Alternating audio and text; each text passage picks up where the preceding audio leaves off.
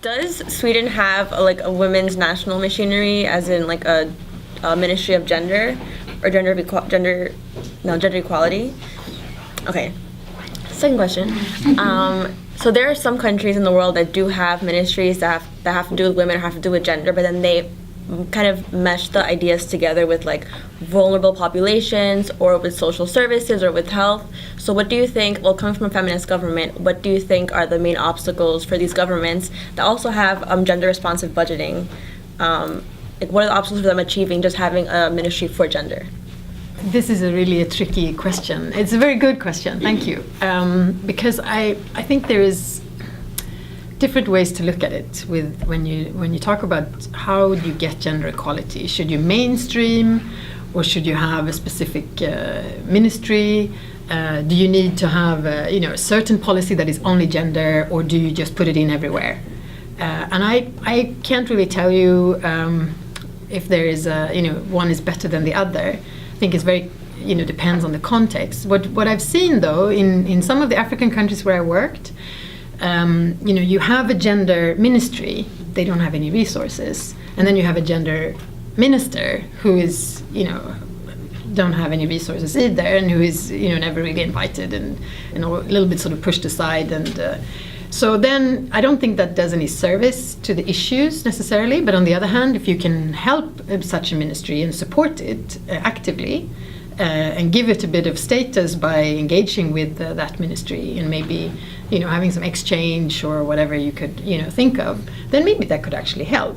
So I can't really say that one thing is better than the other.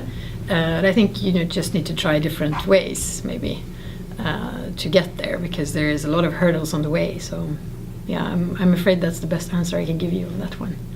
I was just listening to what you're saying, and especially coming from, like, I'm Black, I'm from a minority household, and just doing a lot of research on just people in my community. That is something I feel like is the number one way to take and divide minority households. It's to kind of divide the parenting, kind of take especially the man out the household, or to kind of keep them away. So do you think implementing something like that here would actually help maybe in kind of building up like households in this country? Because just from listening to it, like I was like, for me personally, like I live in a household with both of my parents, and you would be surprised how many people are surprised that like I have both my parents, or a dad that's very in my life. Like he went to all my shows, everything. They're like, wow, like you have a dad that's very involved. I'm like, yeah, but in a lot of minority households in this country, it's not something that's very, like, that happens a lot. And my dad, he was a correction officer, so he was always at work. He didn't get to be at home with us, and he actually would just not sometimes show up just to be in the house with us. Like he was like, they would call. It would actually be funny because they would call and he'd be like, don't pick it up. Like, I'm not coming to work.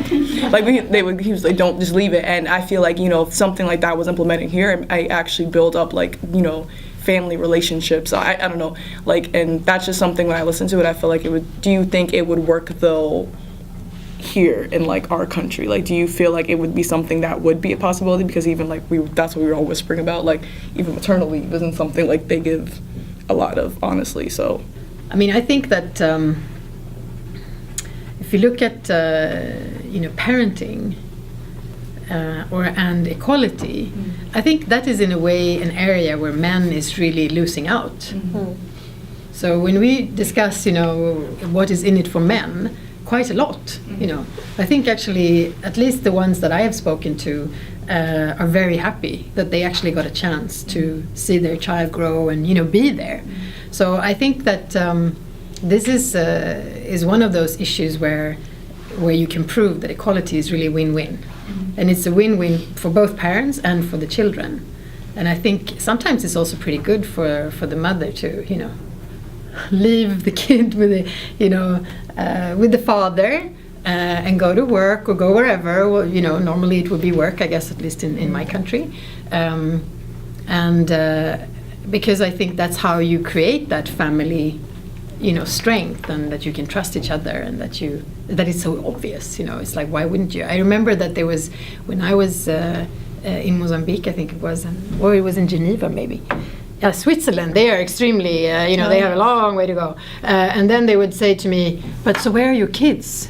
When I was at work, I'm like, well, they're with their father. Oh, so the father looks after the kids? Well, he doesn't look after them, it's his.